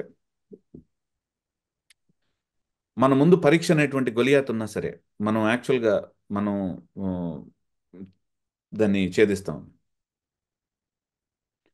అంటే గొలియాతులు ఏంటంటే లైఫ్లో కష్టాలు వచ్చినప్పుడు గొలియాత్తో పోల్చడం, మనం దావీదులాగా దాన్ని రాళ్ళేసి కొట్టడం, వాక్యం చదవటం, వాక్యం తర్వాత ప్రార్థనతో చేయటం. అంటే ఆనెస్ట్గా చెప్పాలంటే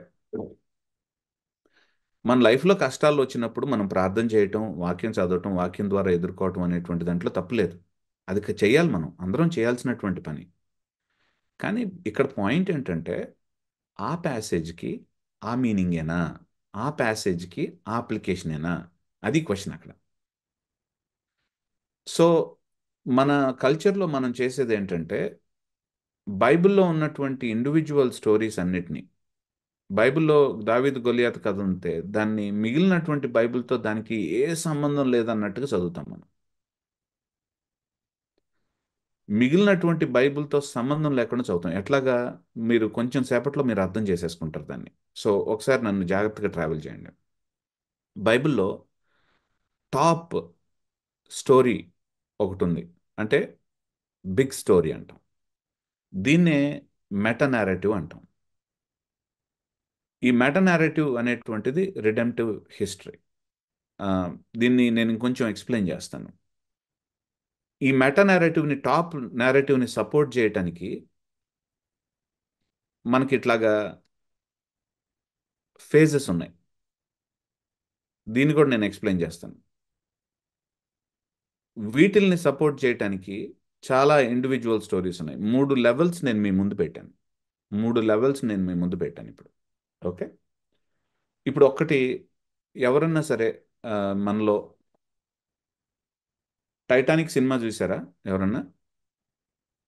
ఓ మనం ఓకే, సో మాట్లాడుకోవచ్చా దాని గురించి? ప్రకాష్ లేకపోతే టైటానిక్ గురించి ఎత్తాడు కాబట్టి నెక్స్ట్ వీక్ నుంచి బ్యాన్ చేయటం అట్లాంటివి ఉంటాయా మా మీద?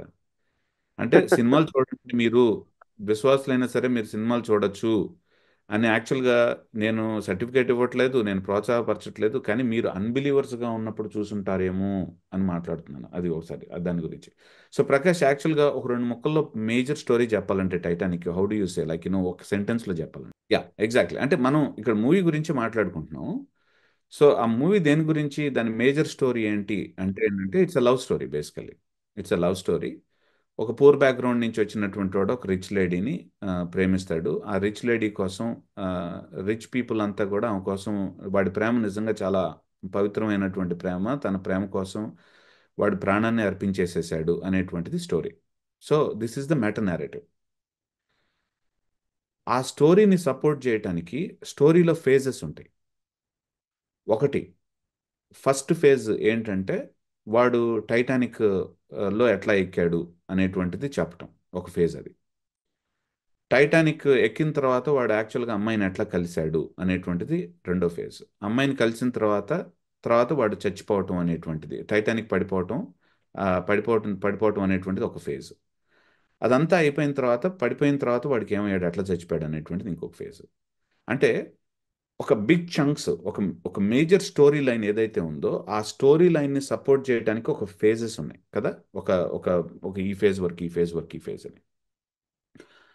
మళ్ళీ ఈ సెకండ్ లెవెల్ని దీన్ని దీన్ని ఫోకస్ చేయడానికి, దీన్ని సపోర్ట్ చేయడానికి హండ్రెడ్స్ ఆఫ్ స్టోరీస్ ఉంటాయి. అంటే వాడు వెళ్ళి వాడు ఎట్లా లాటరీ టికెట్ గెలిచాడు, వాడు ఒక పెద్ద వాడి వాడి యొక్క నేచర్ ఏంటో చూపించటం, వాడి అలవాట్లు చూపించటం, తర్వాత వాడు మంచి ఆర్టిస్ట్ అనేటువంటిది చూపించటం, ఆర్ట్తో అమ్మాయిని ఇంప్రెస్ చేయటం అనేటువంటిది చూపించటం, వాడు ఎక్కడి నుంచి వచ్చాడు, వాడి బ్యాక్గ్రౌండ్ అనేటువంటిది చూపించడం, అమ్మాయి బ్యాక్గ్రౌండ్ చూపించడం, తర్వాత వాళ్ళు భోజనం చేసేటప్పుడు వీడు ఏం పెద్ద పూర్ పర్సన్గా ఎట్లా వెళ్తాడు భోజనానికి, మిగిలిన వాళ్ళు వాడిని ఎట్లా లైక్ చేయరు. ఇట్లా హండ్రెడ్స్ ఆఫ్ ఇండివిజువల్ స్టోరీస్ ఉన్నాయి అందులో కదా, హండ్రెడ్స్ ఆఫ్ సీన్స్ ఉన్నాయి అందులో. ఇమాజిన్ యాక్చువల్గా ఆ సీన్స్ని వాడి లవ్ స్టోరీతో సంబంధం లేకుండా మనం సీన్గా చదవగలమా, చూడగలమా? చూడొచ్చు, కానీ ఇట్ డజంట్ మేక్ సెన్స్. ఆ భోజనానికి వెళ్ళినటువంటి సీన్ని కనుక మనం మిగిలినటువంటి స్టోరీతో సంబంధం లేకుండా చదవగలమా? We don't. Every bit of it actually is to support the upper level narrative. దానిపైన ఉన్నటువంటి, అంటే హండ్రెడ్స్ ఆఫ్ ఇండివిజువల్ స్టోరీస్ అంతా కూడా దానిపైన ఉన్నటువంటి నేరేటివ్ని సపోర్ట్ చేయడానికి, ఆ పైన ఉన్నటువంటి సెకండ్ లెవెల్ నేరేటివ్ అంతా కూడా మేజర్ స్టోరీని ఎట్లా ముందుకెళ్తుందని చూపించడానికి. అర్థమవుతుందని నేను చెప్పేది మీకు? సో బైబిల్ కూడా అట్లాంటిదే. ఏంటంటే it is a story, it is God's story, దేవుని యొక్క రిడెంప్టివ్ హిస్ స్టోరీ అది. So it's a history, but it is his story. It is the story of God's salvation. So అది ఫేజెస్గా మనకు కనిపించింది. ఏంటి రెండో లెవెల్ నారేటివ్లో? సో క్రియేషన్ అకౌంట్ని ఎందుకు రాశారంటే అబ్రహాంని పరిచయం చేయడానికి. క్రియేషన్ నేరేటివ్ అంతా కూడా మొదటి 11 అధ్యాయాలు పరిగెత్తుకుంటూ వెళ్తున్నాయి ముందుకి. ఎందుకు? అబ్రహాం క్యారెక్టర్ని మనకి ఇవ్వటానికి. అబ్రహాం క్యారెక్టర్ని ఎందుకు ఇంట్రడ్యూస్ చేశారు? దేవుడి యొక్క ప్రామిస్ని చెప్పటానికి. అబ్రహాం క్యారెక్టర్ అయిపోయిన తర్వాత వీ హ్యావ్ సీన్ దట్ ఇజ్రాయెల్ని ఇంట్రడ్యూస్ చేయటం, ఇజ్రాయెల్ తర్వాత కింగ్షిప్, అబ్రహాం దగ్గర నుంచి కింగ్డమ్ ఆఫ్ డేవిడ్ ఎస్టాబ్లిషింగ్ దాకా యాక్చువల్గా ఒక ఫేజ్ అది. రూత్ ఎందుకుంది? బైబిల్లో రూత్ ఎందుకుందండి మాస్టరు? రూత్ ఎంత మంచిదో చూపించడానికా, లేకపోతే బోయాజ్ ఎంత మంచివాడో చూపించడానికా రూత్ గ్రంథం ఉంది? So it's a kind of long launch. So ఇమ్మీడియట్గా రూత్ ఎవరిని ఇంట్రడ్యూస్ చేయడానికి రూత్ ఉంది. సో నేనేమంటున్నానంటే ఆ ఫేజ్, ఆ లోపల ఉన్నటువంటి ఆ సీన్ ఇమ్మీడియట్గా చెప్పేటువంటి సీన్ ఎవరి గురించి? డేవిడ్ కింగ్డమ్ని ఎట్లా దేవుడు ఎస్టాబ్లిష్ చేస్తున్నాడు అని చెప్పడానికి రూత్ ఉంది. ఎందుకు? Ruth was actually David's great grandmother. కింగ్స్కి జినియాలజీ ఇస్తారు, కింగ్స్కి యాక్చువల్గా లినియేజ్ ఇస్తారు. సో డేవిడ్ని ఇంట్రడ్యూస్ చేయటానికే రూత్ ఉంది. డేవిడ్ని ఇంట్రడ్యూస్ చేయడానికి మొదటి సమూయేలు గ్రంథం ఉంది. డేవిడ్ని ఇంట్రడ్యూస్ చేయడానికి రెండో సమూయేలు గ్రంథం ఉంది. So first and second Samuel is about the Kingdom of David. దేవుడు ఎట్లాగైతే ప్రామిస్ చేశాడు అనేటువంటి దాన్ని.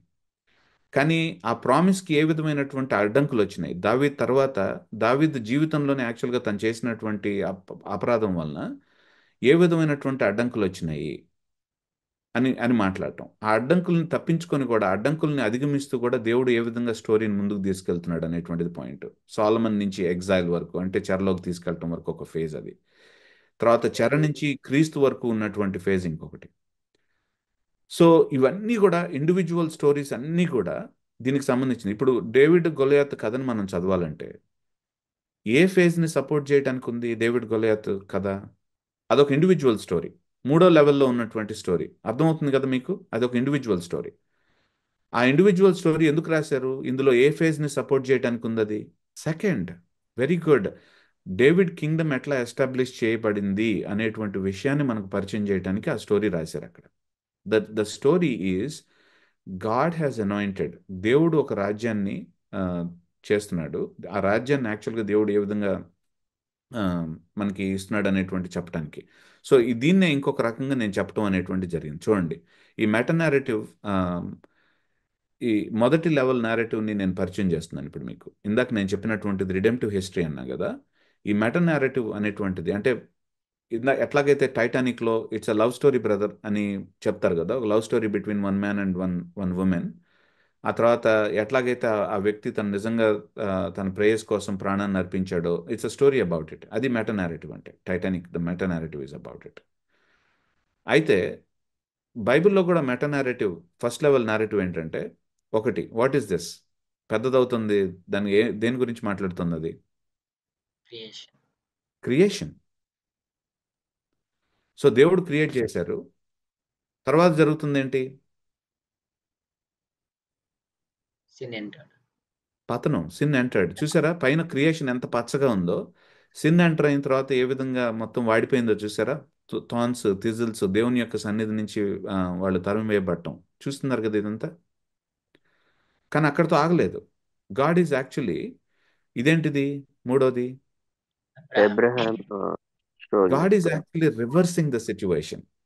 ఏదైతే ఆదాము అవ్వలు ఏదైతే పొరపాటు జరిగిందో అక్కడ, దేవుని సన్నిధి నుంచి ఏ విధంగా అయితే వాళ్ళు వెళ్ళగొట్టబడ్డారో, ఆ సిచ్యువేషన్ అంతా రివర్స్ చేస్తున్నాడు దేవుడు. ఆ సిచ్యువేషన్ అంతా రిస్టోర్ చేస్తున్నాడు దేవుడు. ఆ రెస్టోరేషన్ ప్రాసెస్లో మొదటి మెట్ ఏంటంటే Abraham was a key figure. So in fact యాక్చువల్గా మొదటి 10 అధ్యాయాలు కూడా, జినియాలజీస్ అంతా కూడా మనం చూస్తున్నప్పుడు they are running towards who? ఎవరి వైపు పరిగెత్తున్నాయి అవి? ఏబ్రహాం వైపు పరిగెత్తున్నాయి అవి. So it's going towards Abraham. So Noah's character introduce చేసింది మనకి ఎందుకు అంటే, హండ్రెడ్స్ ఆఫ్ స్టోరీస్ చెప్పాను కదా, Noah's character is introduce because it wants to tell us యాక్చువల్గా, అరే హ్యూమానిటీకి బతుకులేదు, నిజంగా హ్యూమానిటీకి ఇంత నికృష్టంగా ఉన్నారంటే, ఈవెన్ నోవా లాంటి వాడు కూడా లాస్ట్కి భ్రష్టుడు అయిపోయాడు, ఈవెన్ ఫెయిల్ అయిపోయాడు, రాక్ బాటమ్ హిట్ చేస్తున్నారు వాళ్ళు. కానీ God is actually choosing one person, Abraham. He is giving promise. ఎలాంటి ప్రామిస్ని ఇస్తున్నాడంటే, అబ్రహాము, నిన్ను బట్టి భూమిని మొత్తాన్ని మళ్ళీ నా నా నా నా రెక్కల కిందకు నేను తెచ్చుకుంటాను Abraham. You will be international blessing. భూమి మీద ఉన్నటువంటి ఫ్యామిలీస్ అన్నిటికీ నువ్వు బ్లెస్సింగ్ అయిపోతావు అబ్రహాము. నిన్ను బట్టి నేను యాక్చువల్గా భూమి మొత్తాన్ని మళ్ళీ నా దగ్గరికి తెచ్చేసుకుంటాను. That's the promise God he's given to Abraham. దాన్ని ఎట్లాగా అబ్రహాం నుంచి ఒక నేషన్ తయారైంది, ఇజ్రాయెల్ అంట. దేవుడు ఇజ్రాయెల్ ద్వారా యాక్చువల్గా లోకం మొత్తాన్ని తన దగ్గరికి తెచ్చుకోవడానికి ప్రయత్నిస్తున్నాడు కదా. సో ఇజ్రాయెల్ ఫెయిల్ అయింది, కానీ at the same time God did not fail. దేవుడు యొక్క ప్రామిస్ అబ్రహాంకి ఫెయిల్ అవ్వలేదు. సో ఆ ఇజ్రాయెల్ నుంచి యాక్చువల్గా నిజమైనటువంటి అబ్రహాంకు ఉన్నటువంటి విశ్వాసం లాంటి వ్యక్తిని దేవుడు తీసుకొచ్చాడు, దావీదు వంశం నుంచి తీసుకొచ్చాడు. ఎవరైనా యేసు ప్రభు. క్రూసిఫిక్షన్ అంటే మిగిలినటువంటి story it is running towards crucifixion. Creation, fall, the beginning of restoration through Abraham, and then next is actually crucifixion. దేవుడు చేసినటువంటి సాల్వేషన్ క్రియ అది. సో నెక్స్ట్ ఫేజ్ ఇదేంటిది? ఈ ఫేజ్ ఏంటిది? Holy Spirit. The descending of the Holy Spirit. ఎవరి మీద? The 200 disciples. I mean, disciples and all of us. People of God. So మన ద్వారా దేవుడు నూతన సృష్టిని ఏ విధంగా అబ్రహాంకి ఏదైతే ప్రామిస్ చేశాడో, ఆదాం ఏదైతే కోల్పోయాడో, యేసు ప్రభు ద్వారా ఏదైతే నెరవేర్చాడో దాన్ని వ్యాప్తి చేస్తున్నాడు దేవుడు మన ద్వారా, పరిశుద్ధాత్మ దేవుడి నుంచి మనకి. ఎలా ఎలా జరుగుతుంది లాస్ట్కి? Kingdom of God. heavenly Jerusalem descending in new creation, celestial city ఎక్కడికి వస్తుంది? భూమి మీదకి వస్తుంది. It is getting established. అంటే దేవుని యొక్క థ్రోను ఎక్స్టెండ్ అవుతుంది భూమి మీదకి. That's what it is. It's the beauty. So this is the meta narrative of the Bible. God created, we messed up, but God promised restoration. God fulfilled restoration. God is expanding his restoration, and God will complete his restoration. That's the story of the Bible. This is the meta narrative. అర్థమవుతుందా? ఏ individual స్టోరీని కూడా మనం ఈ meta narrative కింద చదవకుండా చదివాము అంటే మాత్రం మనం పోయినట్టే లెక్క. We are missing the point. We are missing the point. Every story is to support this big story. This is called meta narrative or the grand narrative, top level narrative. దీన్ని ఇంకొక రకంగా చూపించాలంటే creation, rebellion, God's promise to Abraham, promise kept through Jesus Christ, Jesus followers reaching the world, Christ's return, judgment and new creation. దీన్ని ఇంకొక లెవెల్లో meta narrative చూపించాను నేను. We should not read a Bible or read the Bible story or read a Bible story. David Goliath ఇలాంటి కథ ఏదున్నా సరే, మనం ఎలీషాకు సంబంధించిన కథ చదివినా, ఏలియాకు సంబంధించిన చదివినా, లేకపోతే అబ్రహాముకు సంబంధించిన కథ చదివినా, ఇస్సాకుకు సంబంధించిన కథ చదివినా, యాకోబు గురించి చదివినా సరే, ఏం చదివినా సరే, we should not read a Bible story without thinking of the wider narrative it is part of and its place within the whole big story. అంటే ఏంటంటే, నేను వెనక్కి వెళ్తున్నాను మళ్ళీ ఒకసారి. ఇక్కడ మనం ఒక స్టోరీ చదివామంటే మనం నెక్స్ట్ అడగాల్సిన క్వశ్చన్ ఏంటంటే, ఇక్కడ ఏ ఫేజ్లో ఆ స్టోరీ సపోర్ట్ చేయడానికి, ఈ స్టోరీ ముందుకు తీసుకెళ్ళడానికి ఏ ఫేజ్ గురించి మాట్లాడుతుంది ఆ స్టోరీ? నేను లేజర్ పాయింటర్ని పెడుతున్నాను మళ్ళీ ఒకసారి. నేను ఇక్కడ స్టోరీ చదివితే, ఒక ఇండివిజువల్ స్టోరీ చదివితే బైబిల్లో, ఆ ఇండివిజువల్ స్టోరీ ఏ ఫేజ్ని సపోర్ట్ చేయడానికి ఉంది ఇక్కడ?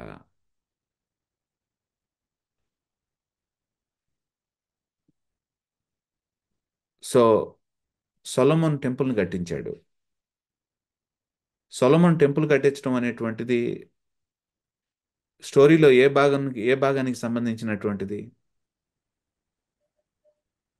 Level 2. second one, I guess, sir, సెకండా? because kingdom After of David David. established before. Solomon. మీరు ఎప్పుడైనా చూసారా సాలమన్ ప్రార్థన? ఎప్పుడైనా చూసారా టెంపుల్ కట్టినప్పుడు? సాలమన్ ప్రార్థన చేశాడు, గుర్తుందా మీకు? టెంపుల్ కట్టినప్పుడు ప్రార్థన చేస్తాడు, గుర్తుందా? ఏం ప్రార్థన అవునండి. చేశాడు గుర్తుందా మీకు? మేము చెరలోకి వెళ్ళినప్పుడు మమ్మల్ని మేము ప్రార్థన చేస్తే జ్ఞాపకం చేసుకోని ప్రార్థన చేశాడు టెంపుల్ కట్టినప్పుడు. So the temple story is moving towards what? Exile. Exile. We need to understand that's why where the story is running towards, ఏ ఫేజ్లో ఉంది అనేటువంటిది మనం అర్థం చేసుకోవాలి. యెషయాని చదువుతున్నాం, యెషయా ఇండివిజువల్ స్టోరీ. ఇక్కడ దేన్ని సపోర్ట్ చేయడానికి ఉంది అది? ఏ ఫేజ్లో ఉంది అది? Second level. Exalt I think Christ suffering. నో, Solomon to exile. Still Solomon నుంచి ఎగ్జైల్. యెషయా యాక్చువల్గా ఎగ్జైల్లోకి వెళ్తారు మీరని చెప్తున్నాడు అక్కడ. యెషయా మేజర్ పాయింట్ అది. ఆ ఎగ్జైల్ నుంచి మీరు బయటకు వస్తారని చెప్తున్నాడు అఫ్ కోర్స్. కానీ యెషయా ఎక్కడ కూర్చొని చెప్తున్నాడు? ఈ థర్డ్ ఫేజ్లో కూర్చొని చెప్తున్నాడు. ఇదంతా ఎందుకుంది? మళ్ళీ రిడెంప్టివ్ హిస్టరీ కోసం ఉంది. సో అందుకని నేను ఏమంటున్నానంటే, యెషయా గ్రంథాన్ని మనం ముందుకు వెళ్ళేటట్టుగా కనుక మనం చదవకపోతే, మిగిలినటువంటి దాంతో యెషయా గ్రంథంలో ఒక అధ్యాయాన్ని తీసుకొని మిగిలినటువంటి స్టోరీలో మిగిలినటువంటి ఫేజ్తో సంబంధం లేకుండా మనం చదివితే పప్పులో కాలేస్తాం. We need to understand that. We need to understand that. తామార్ని జెనసిస్లో ఎందుకు ఇంట్రడ్యూస్ చేశారు? తర్వాత ఎక్కడైనా కనిపిస్తుందా ఆమె? యూదా వాళ్ళ కోడలు తామారు. Yeah. We don't see her in the Old Testament, but she is a figure. She is introduced actually at Jesus Christ. But this Genealogy. shows that the whole story is moving forward. ఆ క్యారెక్టర్ని అక్కడ ఎందుకు introduce చేశారంటే, ఎందుకంటే తర్వాత స్టోరీలో ఆమె భాగస్థురాలు అవుతుంది కాబట్టి. ఎవరికి తెలిసింది అది? తామర్కి తెలియదు, యూదాకి తెలియదు, యాకోబుకి తెలియదు, అబ్రాహాముకి తెలియదు, ఎవరికి తెలియదు. కానీ one person knows the grand story. ఎవరు? God. God. God knows it. Tamar ఎక్కడ ఉపయోగపడుతుంది తర్వాత నేరేటివ్లో? ఈ స్టోరీలో మళ్ళీ మనకు స్టోరీలో ఎక్కడో కనిపిస్తారు లాస్ట్కి. మీరు ఎప్పుడైనా సరే చాలా టెన్షన్గా ఉన్నటువంటి గ్రిప్పింగ్ స్టోరీస్, మీరు సస్పెన్స్ ఉన్నటువంటి స్టోరీస్ చూసారనుకో, ఎక్కడో వాడు ఇంట్రడ్యూస్ చేస్తాడు కూరగాయలు అమ్ముకునేవాడిని. మనం పట్టించుకోం, వాడు ఎక్కడో బ్యాక్గ్రౌండ్లో కనిపిస్తాడు. లాస్ట్కి వాడే మర్డరర్ అవుతాడు తర్వాత వచ్చి. ఉందా సస్పెన్స్ స్టోరీస్లో, థ్రిల్లర్ స్టోరీస్లో? This is what we see. In the same way ఎవరికి తెలుసు ఆ స్టోరీ చెప్పేవాడికి తెలుసు, ఆ నేరేటర్కి తెలుసు. ఇక్కడ ఎవరు స్టోరీ చెప్పేటువంటి వాళ్ళు ఎవరు? Who is the one who knows all the details of the story first నుంచి లాస్ట్ వరకు? God. God. That's why he has introduced Tamar there, because he knows actually thousands of years later where this character will come back again. Ruth, ఆ phase లో మనకు కనిపించేది Ruth introduction కేవలం దావీద్ కోసమే అన్నట్టుగా అనిపిస్తుంది మనకి. But she is actually introducing the greatest David. దావీద్ కంటే గొప్పవాడైనటువంటి దావీద్ని ఇంట్రడ్యూస్ చేయడానికి వస్తుంది. ఎవరు గ్రేటెస్ట్ డేవిడ్? ఎవరు? మన Jesus Christ. Jesus Christ. Yeah. మోషే ద్వితీయోపదేశ కాండం 18వ అధ్యాయంలో ఒక పుస్తకం ఒక మాట అనేసాడు. ఏమన్నాడంటే, నా తర్వాత ఒక ప్రవక్త వస్తాడు, ఆ ప్రవక్త నాలాంటి వాడు ఇంకో ప్రవక్త వస్తాడు, మీరు ఆయన మాటలన్నీ వినాలంటాడు. చాలా మంది ప్రవక్తలు వచ్చారు. సమూయేలు వచ్చాడు, కానీ సమూయేలు కాదు ప్రవక్త. ఏలియా లాంటి వాడు గొప్పవాడు వచ్చాడు, కానీ ఆయన కాదు. ఎలీషా వచ్చాడు, కానీ ఆయన కాదు. యెషయా వచ్చాడు, ఆయన కాదు. యాక్చువల్గా వీళ్ళందరూ ఇంకొకళ్ళ గురించి మాట్లాడుతున్నారు. యోహాన్ దగ్గరికి వచ్చేటప్పటికి యోహాన్ సువార్తలో యోహాన్ దగ్గరికి వచ్చేటప్పటికి వాళ్ళు అంటున్నారు, నువ్వు ఏలియావా అని అడిగారు. ఆ తర్వాత ఏమన్నారు? నువ్వు ప్రవక్తవా అన్నారా తెలుగులో? నువ్వు ఆ ప్రవక్తవా అన్నారు. ఏ ప్రవక్త? మోషే చెప్పినటువంటి. ద్వితీయోపదేశకాండం అర్థం అవ్వకపోతే మనకు తెలుస్తుందా ఇది? ఈ ప్రవక్తని ఇంట్రడక్షన్ ఎక్కడ జరిగింది మనకి? మొదటి ఫేజ్ లో జరిగింది. ఇక్కడ జరిగింది మనకి ఆ ప్రవక్త ఇంట్రడక్షన్. సారీ, ఇక్కడ జరిగింది. సెకండ్ ఫేజ్ లో జరిగింది మనకి ఇంట్రడక్షన్, ఆ ప్రవక్త అనేటువంటి మాటని. కానీ వన్స్ అగైన్ యాక్చువల్గా మళ్ళీ ఆ ప్రవక్త గురించి సంబోధన ఇక్కడ వచ్చింది మనకి. That's what I want to say. ఏంటంటే, నెవర్ రీడ్ ద బైబుల్ ముక్కలుగా కట్ చేసి మిగిలిన దాంతో సంబంధం లేనట్టుగా చదవద్దు. అలాని లేనిపోని తోకలను కూడా పెట్టద్దు. సో జాగ్రత్తగా మనం బైబిల్ స్టోరీ లైన్ ఎక్కడికి వెళ్తుంది అనేటువంటిది జాగ్రత్తగా గమనిద్దాం. So this is an important piece. ఈ 3 లెవెల్ నారేటివ్స్ని మనం చదివేది ఇక్కడ మొదలెడతాం మనం. కానీ నెక్స్ట్ వెంటనే అడగాల్సిన క్వశ్చన్ ఏంటంటే, నేను మొదలెట్టినటువంటి క్వశ్చన్, ఇక్కడ మొదలెట్టినటువంటి క్వశ్చన్ని ఏ ఫేజ్ సపోర్ట్ చేస్తుంది? ఈ రెండవ దాంట్లో అనేటువంటిది మనం అర్థం చేసుకోవాలి. ఎందుకంటే అది కనుక మనం తీసామంటే దావీదు గొలియాతు కథను మనం ఎట్లా తీసుకుంటామంటే we take it as actually కష్టాలని మనం పడగొట్టడం అనేటువంటి దాని మీద తీసుకుంటాం. No no no, it is actually talking about God's faithfulness in establishing kingdom. దేవుడు రాజ్యాన్ని ఎట్లా ఎస్టాబ్లిష్ చేస్తున్నాడు, ఎట్లా దించుతున్నాడు అనేటువంటి విషయాన్ని మనకి ఇంట్రడ్యూస్ చేయడానికి దావీదు గొలియాతు కథ అని చెప్పారు. మనం ఫారో ఎందుకున్నాడంటే దేవుని యొక్క రిడెంప్టివ్ స్టోరీ ముందుకెళ్తుంటే వీడు పంటి కింద పడినటువంటి రాయిలాగా తయారయ్యాడు. కానీ ఆ పంటి కింద రాళ్లను కూడా దేవుడు ఎలాగ ఏకముక్కల్లాగా తీసి బయటపడేశాడు, స్టోరీని ఎట్లా ముందుకు తీసుకెళ్తున్నాడు అని చెప్పటమే ఫరో యొక్క ఇంట్రడక్షన్ యొక్క ఉద్దేశం అది. So I have introduced actually this biblical narrative to all of you. So ఈ 3 levels ఆఫ్ narrative నేను ఇంట్రడ్యూస్ చేశాను కదా మీకు. So we will stop here. We should not read a Bible. Next week మనం ఏం చేస్తామంటే, so either if I'm taking next week, what I will do is we will take some narratives and we will read it. Old Testament narratives తీసుకుని చదువు. లేదు అంటే I will assign actually homework for you. So depending on, I'll let you know soon. So Prakash అడిగారు యాక్చువల్గా ఏంటంటే మనం syllabus ఇస్తే బాగుంటుందని. ఆనెస్ట్గా చెప్పాలంటే నాకు మీకు సిలబస్ ఇమీడియట్గా ఇవ్వాలని అనిపిస్తుంది. కానీ ఏంటంటే I am actually lacking a lot of time.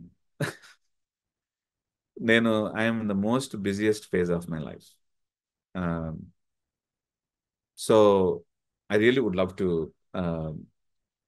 take you where we go, but I'm taking you slowly. So have patience with me. I will give you, but we will go slow, steady.